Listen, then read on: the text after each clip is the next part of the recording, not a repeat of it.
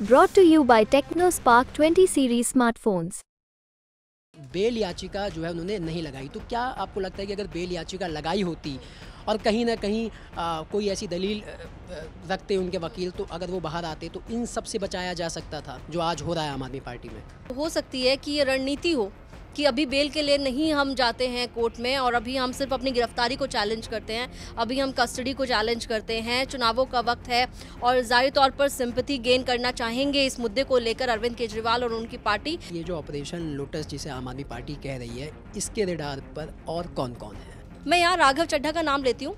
नमस्कार, दिल्ली तक देख रहे हैं आप। मैं हूं आपके साथ दिनेश और मेरे साथ हैं अनुराधा जी। जैसा कि आप सभी जानते हैं कि हम आपके लिए एक शो लेकर आए हैं जिसमें हम किसी टॉपिक पर विस्तार से चर्चा करते हैं और उन चर्चा के दौरान जो टॉपिक है हमारा, उसके हर एक पहलू को आप तक रखते हैं। तो आज का हमारा जो टॉपिक है वो है अरविंद केजरीवाल से जुड़ा शराब घोटाले मामले में गिरफ्तार होने के बाद अरविंद केजरीवाल की मुश्किलें लगातार बढ़ती जा रही हैं और हाल ही में हाई कोर्ट में उनकी जो याचिका है वो खारिज हो चुकी है। ऐसे में सवाल अब बहुत सारे हैं। सवाल ये भी हैं कि क्या अरविंद केजरीवाल से चूक हुई? सवाल ये भी हैं कि अब तक अरविंद केजरीवाल ने अपनी रेगुलर बेल के लिए अप्लाई क्यों नहीं किया? क्या ये उनसे एक बड़ी चूक हो गई या फिर इसके पीछे सोची समझी कोई अरविंद केजरीवाल की रणनीति है? इस पर हम विस्तार से बात करेंगे। अनुराधा जी हमारे साथ हैं। तो अनुराधा जी, पहला सवाल तो यही है कि हाई कोर्ट में अरविंद केजरीवाल की जो याचिका खारिज हुई उसको आप कैसे देखते हैं? और ज़मानत के लिए अभी तक उन्होंने अप्लाई नहीं किया किसी भी कोर्ट में, इसके पीछे क्या कोई रणनीति है या ये चूक है कोई? देखिए, अगर हम इसको इनिशियली जब अरविंद केजरीवाल की तरफ से पहली याचिका दायर की गई थी पीएमएलए कोर्ट में, तो तब से हम इसे देख रहे हैं। उन्होंने अपनी गिरफ्तारी और जो ईडी को रिमांड दी गई थी पीएमएलए कोर्ट ने, उसको चैलेंज किया था। और फिर जब वो पीएमएलए कोर्ट ने उनको वहाँ रिजेक्ट किया तो वो उन्होंने पीएमएलए कोर्ट के ऑर्डर को चैलेंज किया हाई कोर्ट में। हाई कोर्ट ने इस मामले को रिजेक्ट किया तो अब ये मामला सुप्रीम कोर्ट पहुंचा है। हाई कोर्ट को जो ऑर्डर है, हाई कोर्ट का ऑर्डर, उसको उन्होंने चैलेंज किया सुप्रीम कोर्ट में। तो जो हायरार्की है, आपको याद होगा, मनीष सिसोदिया ने सीधा सुप्रीम कोर्ट का रुख किया था। अरविंद केजरीवाल ने भी किया था जिस दिन गिरफ्तार हुए, लेकिन अगले दिन यू टर्न ले लिया। क्योंकि इसलिए आपको पहले ही कोर्ट ने ये बताया है, चेताया है कि आप हायरार्की से आइए, आप सीधा सुप्रीम कोर्ट चलकर नहीं आ सकते हैं। आप पहले पीएमएलए कोर्ट जाइए, उसके बाद अगर आपको वहाँ से आप सहमत नहीं है फैसले से तो उसके बाद आप हाई कोर्ट जाइए, हाई कोर्ट से आप सहमत नहीं है तो फिर आप हमारे पास आइए। तो ये प्रोसीजर जो है अरविंद केजरीवाल ने अपनाया। और जहाँ तक बात है, आपने ये कहा कि जमानत के लिए अर्जी नहीं लगाई है। 20 दिन हो गए गिरफ्तार हुए, 20 दिन हो चुके हैं और अभी तक वो अपनी गिरफ्तारी को चैलेंज कर रहे हैं, अभी तक वो ईडी की रिमांड को चैलेंज कर रहे हैं।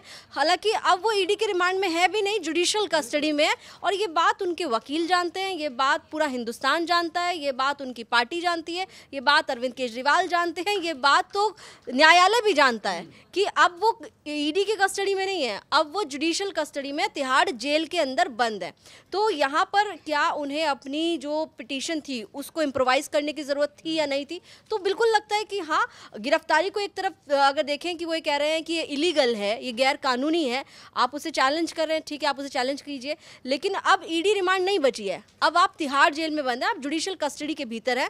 तो आप जुडिशियल कस्टडी को आपको चैलेंज करना चाहिए। और साथ ही साथ जो सबसे बड़ी बात है कि आप राहत की उम्मीद तो तब करेंगे जब आप पहले राहत के लिए अर्जी दाखिल करेंगे। आपने अभी तक बेल के लिए अप्लाई नहीं किया है, तो आपकी जो पिटीशन है उसको लेकर ये सवाल ज़रूर उठ रहा है जहन में लोगों के कि अब तक इतनी देर होने के बावजूद, इतने दिन होने के बावजूद आपने बेल के लिए क्यों पिटीशन दाखिल नहीं की है। हालांकि इसमें एक चीज़ जो इम्पॉर्टेंट है वो ये, जब हाई कोर्ट में हियरिंग थी जस्टिस स्वर्ण कांता शर्मा की बेंच में, तब अरविंद केजरीवाल की ओर से पैरवी करते वक्त सीनियर एडवोकेट अभिषेक मनु सिंघवी ने कहा था कि अरविंद केजरीवाल को इलीगल तरीके से गिरफ्तार किया गया, उनकी गिरफ्तारी इलीगल है और उन्हें अंतरिम राहत दी जानी चाहिए। तब ईडी ने विरोध किया था। अब फिलहाल सुप्रीम कोर्ट जा रहे हैं, सुप्रीम कोर्ट में हाई कोर्ट के ऑर्डर को चैलेंज कर रहे हैं। और ऑर्डर को चैलेंज करते वक्त उन्होंने ये कहा कि ये जो हाई कोर्ट का ऑर्डर है ये अविश्वसनीय दस्तावेजों के आधार पर दिया गया है, इसलिए हम चाहते हैं कि इस पर तुरंत सुनवाई हो।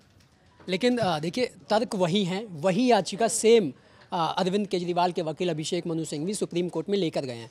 अब हाई कोर्ट ने तो कह दिया कि गिरफ्तारी बिल्कुल कानूनी रूप से सही है, जो एविडेंस दिए गए हैं हमें कोर्ट में, उसके बिना पर हम मानते हैं कि अरविंद केजरीवाल मुख्य साजिश करता है, जैसा ईडी ने दस्तावेज दिए हैं।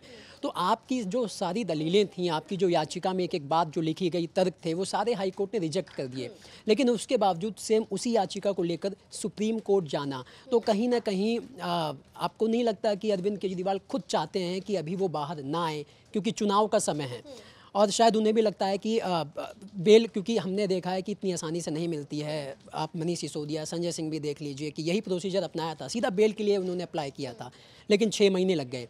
तो कहीं सिंपथी हासिल करके उसका फ़ायदा चुनाव में लिया जाए, क्या ये रणनीति आप देख रही हैं? क्योंकि आम आदमी पार्टी ने कहा था कि अरविंद केजरीवाल अंदर जाकर पहले वाले अरविंद केजरीवाल से और ज़्यादा खतरनाक हैं, वहाँ बैठ के वो प्लानिंग करेंगे कि किस तरह बीजेपी को हराया जाए।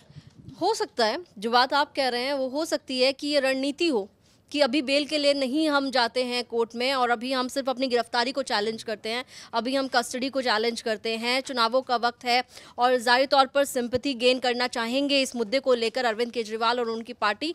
लेकिन इसमें एक बड़ी इंपॉर्टेंट चीज़ है दिनेश, जो कल हमने देखा, आम आदमी पार्टी के विधायक और दिल्ली सरकार में मंत्री राजकुमार आनंद ने अपने मंत्री पद से इस्तीफा दे दिया। पार्टी में टूट हो गई। अब ऑपरेशन लोटस की बात यहाँ पर आम आदमी पार्टी कर रही है कि ऑपरेशन लोटस शिकार हुए हैं राजकुमार आनंद। अरविंद केजरीवाल की मौजूदगी में पार्टी छोड़ना या त्यागपत्र देना शायद उतना आसान नहीं होता राजकुमार आनंद के लिए। तो यहाँ पर अरविंद केजरीवाल की ज़रूरत पार्टी को है। अभी देखिए आप, अगर हम संजय सिंह की बात कर ले तो संजय सिंह को ज़मानत मिली, वो बाहर आ गए, बड़े लीडर हैं, लगातार वो जब से आए हैं काफ़ी अग्रेशन के साथ वो अटैक कर रहे हैं मोदी सरकार पर, केंद्र सरकार पर, बीजेपी पर।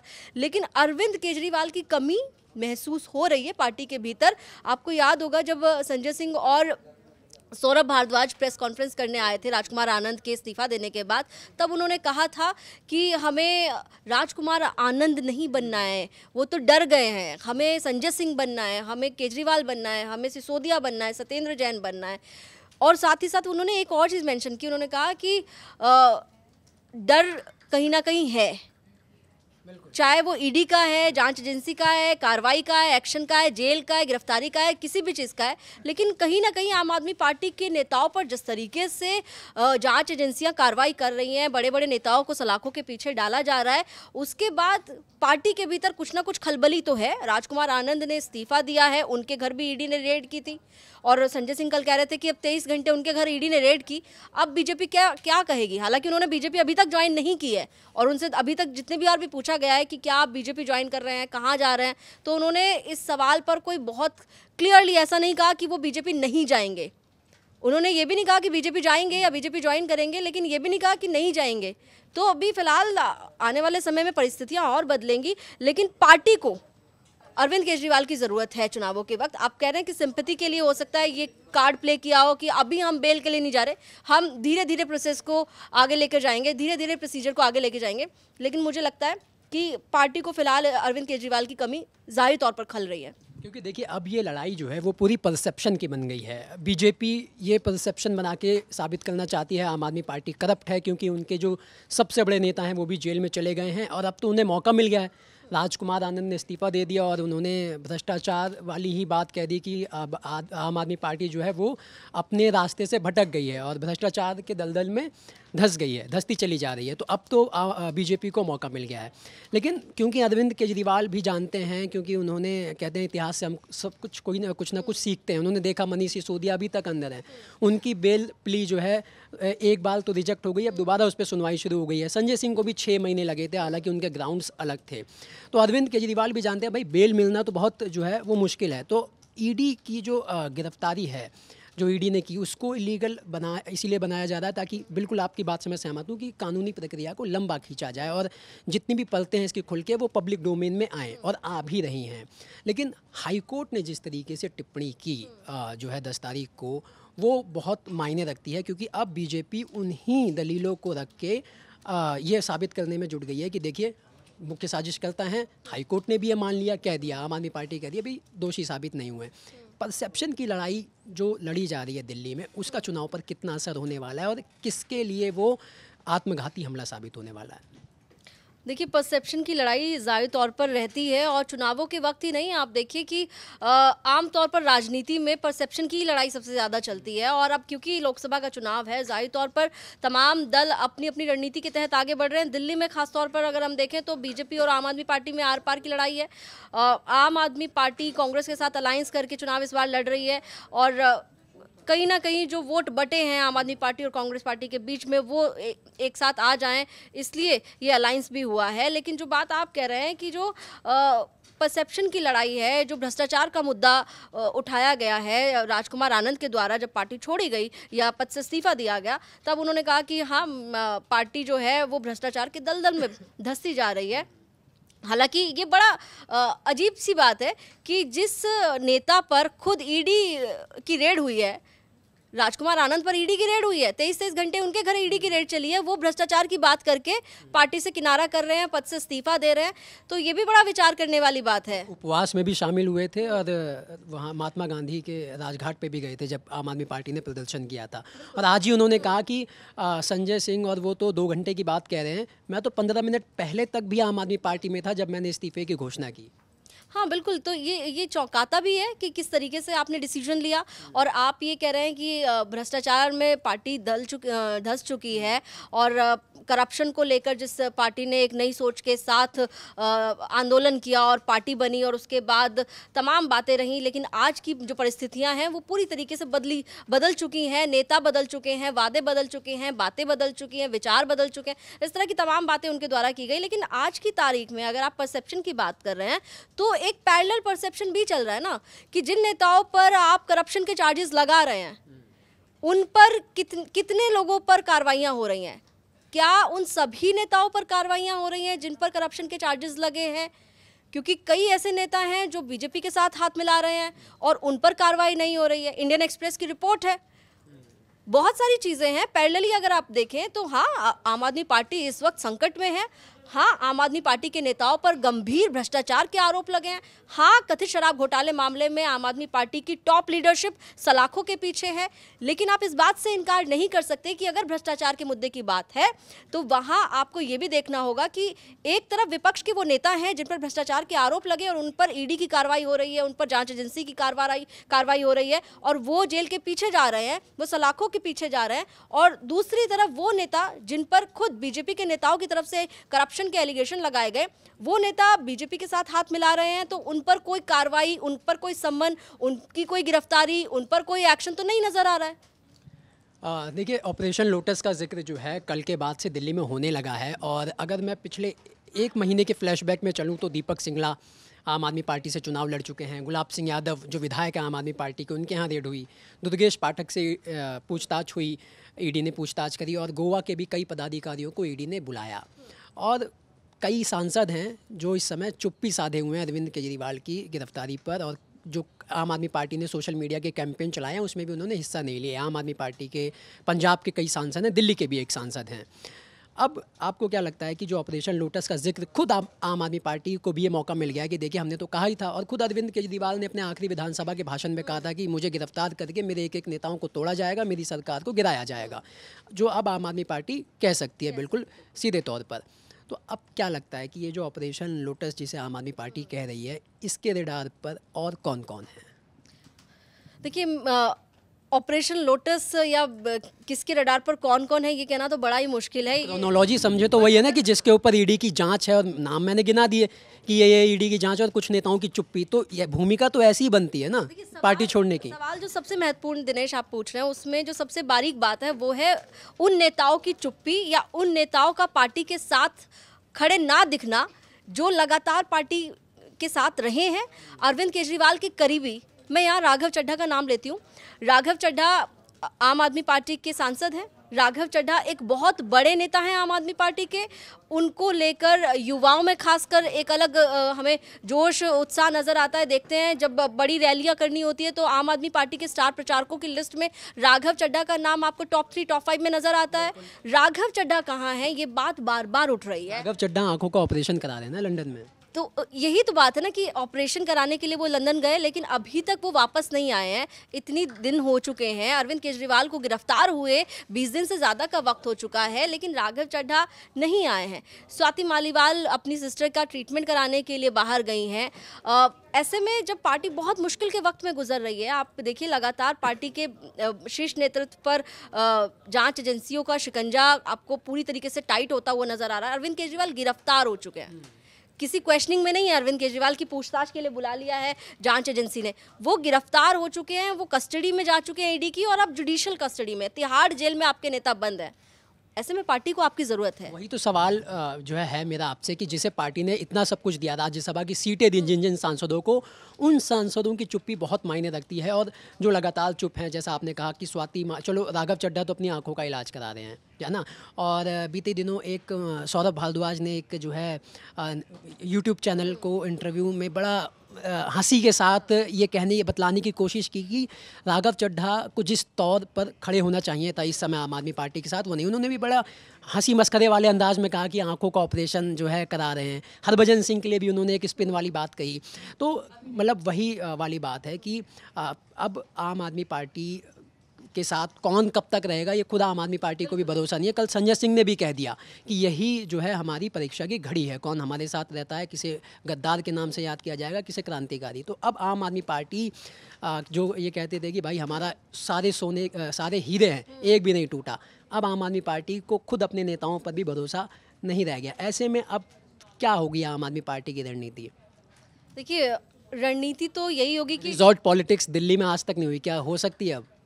रिजॉर्ट पॉलिटिक्स का तो अभी कहना बड़ा मुश्किल है, लेकिन ये ज़रूर है कि पार्टी को इंटैक्ट करने के लिए कोई ना कोई रणनीति इस वक्त जो है वो डिस्कस की जा रही होगी। पार्टी के जो टॉप लीडर्स हैं उनके बीच में बातचीत इस बात को लेकर चल रही होगी कि राजकुमार आनंद चले गए हैं। राजकुमार आनंद को कैबिनेट में शामिल किया था, उन्हें राजेंद्र पाल गौतम के इस्तीफे के बाद मंत्रालय सौंपा गया था, उनको बड़ी जिम्मेदारी दी गई थी, उनको दिल्ली सरकार में शामिल किया गया था। अगर वो वहाँ से निकल गए, अगर वो टूट सकते हैं, तो हो सकता है कि आने वाले दिनों में आपको कुछ और ऐसी खबरें देखने के लिए मिल जाएं कि आम आदमी पार्टी के भीतर से कई और नेता, कई और लोग जो हैं वो पार्टी छोड़ दें। ये बात खुद जो है वो आम आदमी पार्टी के नेता कह रहे हैं, डिस्कस कर रहे हैं कि हमें डरना नहीं है, हमें राजकुमार आनंद नहीं बनना है, हमें केजरीवाल बनना है। ये मैसेज आप दे रहे हो, ये अपील आप कर रहे हो, ये आप अपने नेताओं को एक तरीके से रिमाइंड करा रहे हो कि हम किस सिद्धांत को लेकर चल रहे हैं। बात हुई थी जो है क्रांति की बात करते थे कि किस सिद्धांत को लेकर हम चले हैं और हमें किस पर अडिग रहना है।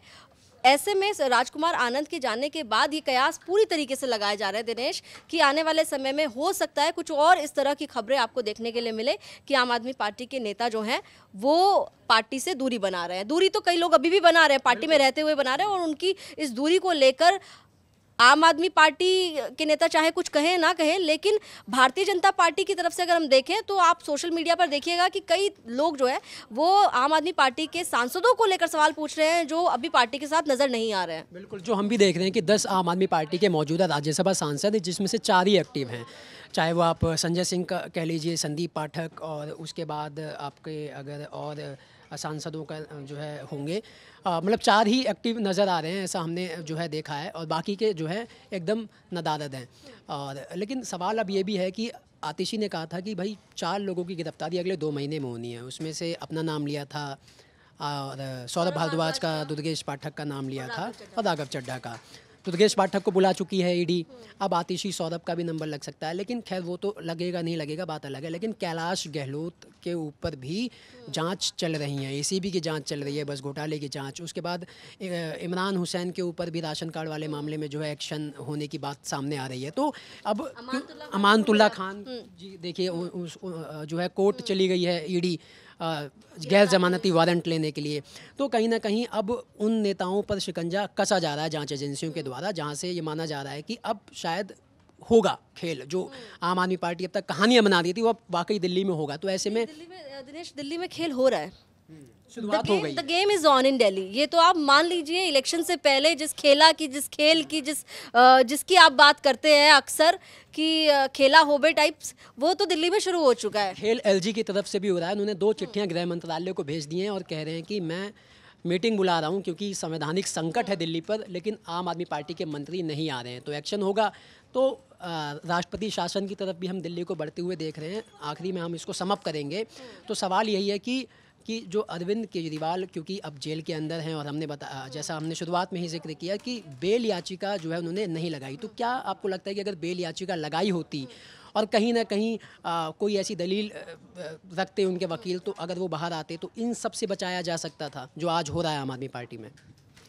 देखिए, फिलहाल आम आदमी पार्टी को कैसे बचाया जाएगा ये तो उनकी पार्टी के नेताओं को और उनके वकीलों को ज़्यादातर तय करना है कि कैसे इस पार्टी के नेताओं को जो इन पर कार्रवाइयाँ हो रही हैं उससे बचाया जाए। जहाँ अरविंद केजरीवाल, मनीष सिसोदिया, सत्येंद्र जैन, ये बड़े नेता जेल के भीतर हैं, उन्हें जेल से बाहर लाने का काम तो देखिए कानूनी है। कानूनी रूप से आपको लड़ाई लड़नी पड़ेगी तभी आप बाहर आएंगे। लेकिन एक लड़ाई राजनीतिक तौर पर आप देख रहे हैं, और राजनीतिक तौर पर जो लड़ाई है उसमें आम आदमी पार्टी बहुत अटैक के साथ आपको नजर आती थी दिनेश। और कोई भी मुद्दा हो, कोई एलिगेशन इन पर लगता था, ये प्रेस कॉन्फ्रेंसेस करते थे और एक दिन में 5-5, 6-6, 7-7 प्रेस कॉन्फ्रेंसेस आम आदमी पार्टी करती थी। पूरे अटैक के साथ आम आदमी पार्टी बीजेपी को घेरती थी।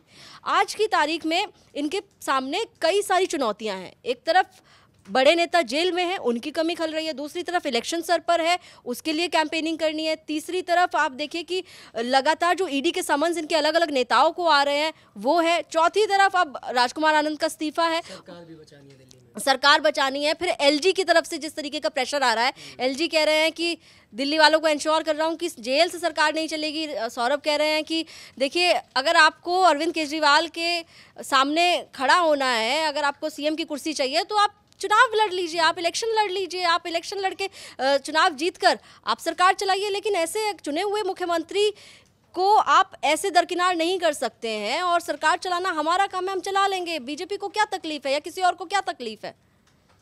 चलिए, आखिरी सवाल है कि अब सुप्रीम कोर्ट में 15 अप्रैल को मामले की सुनवाई होगी। सुप्रीम कोर्ट में जो है अरविंद केजरीवाल अब पहुंच चुके हैं, वहां पर उनका मामला लिस्ट हो गया है, 15 अप्रैल की तारीख मिल गई है। 15 अप्रैल को ही जुडिशल कस्टडी ख़त्म हो रही है। 15 अप्रैल को ही मनीष सिसोदिया की भी बेल याचिका पर सुनवाई, दोबारा हियरिंग जो है कंटिन्यू होनी है। तो 15 अप्रैल बहुत बड़ा दिन होने वाला है। 15 अप्रैल को कुछ भी हो सकता है। तो आप क्योंकि शुरुआत से इस मामले को देख रही हैं, क्या लगता है आपको कि 15 अप्रैल को अरविंद केजरीवाल या मनीष सिसोदिया किसे राहत मिल सकती है, या फिर आगे सुप्रीम कोर्ट में जो गए हैं, जैसा आम आदमी पार्टी ने भी कहा है कि भाई संजय सिंह की भी हमने यही तर्क रखे थे, याचिका रखी थी, उन्हें हाई कोर्ट ने नकार दिया था, लेकिन सुप्रीम कोर्ट से देखिए उन्हें बेल मिल गई। सुप्रीम कोर्ट से बहुत उम्मीदें हैं आम आदमी पार्टी को, अरविंद केजरीवाल को। मैं इस बात को ना ऐसे स्टार्ट करती हूँ। संजय सिंह के मामले में जो आम आदमी पार्टी कह रही है कि हमने यही सारे तर्क, लॉजिक और दलीलें जो है वो हाई कोर्ट में रखी थी, वहाँ रिजेक्ट हुए और सुप्रीम कोर्ट से हमें राहत मिली। सुप्रीम कोर्ट ने जब संजय सिंह को राहत दी तो एक बहुत बड़ी टिप्पणी के साथ दी। उन्होंने कहा कि कोई मनी रिकवरी नहीं हुई, कोई ट्रेस नहीं मिला, 6 महीने से वो जेल के अंदर थे, आपको और कितने दिन रखना है, क्यों रखना है बताइए। तब ईडी ने कहा हमें कोई ऑब्जेक्शन नहीं है, तब संजय सिंह को जमानत दी गई। मनी ट्रेल जो है वो बहुत बड़ी चीज़ है। ईडी दावा कर रही है कि उनके पास मनी ट्रेल के सबूत हैं। जो गोवा का चुनाव है, बार बार ईडी कह रही है, दावा कर रही है कि गोवा के चुनाव में जो आम आदमी पार्टी के उम्मीदवार थे उन्होंने माना है, उनके बयान हैं, उन्होंने कहा है कि हमें पैसा मिला था।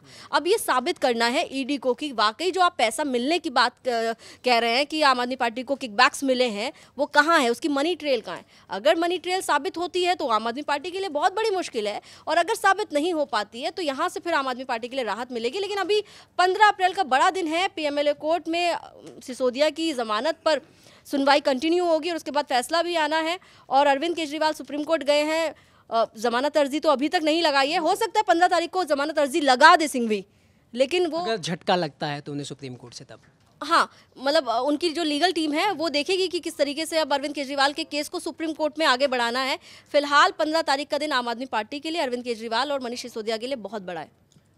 तो फिलहाल जो है 15 तारीख का इंतज़ार हमें भी है, और आम आदमी पार्टी अरविंद केजरीवाल को भी बहुत बेसब्री से है, क्योंकि हाईकोर्ट से झटका उन्हें लग चुका है। लेकिन सवाल यही बना हुआ है कि 20 दिन की गिरफ्तारी हो गई है अरविंद केजरीवाल की, और उन्होंने अभी तक बेल की याचिका, रेगुलर बेल की याचिका जो है किसी भी कोर्ट में नहीं लगाई है। फिलहाल इस चर्चा में बस इतना ही, लेकिन लगातार ऐसी चर्चा हम आप तक लाते रहेंगे।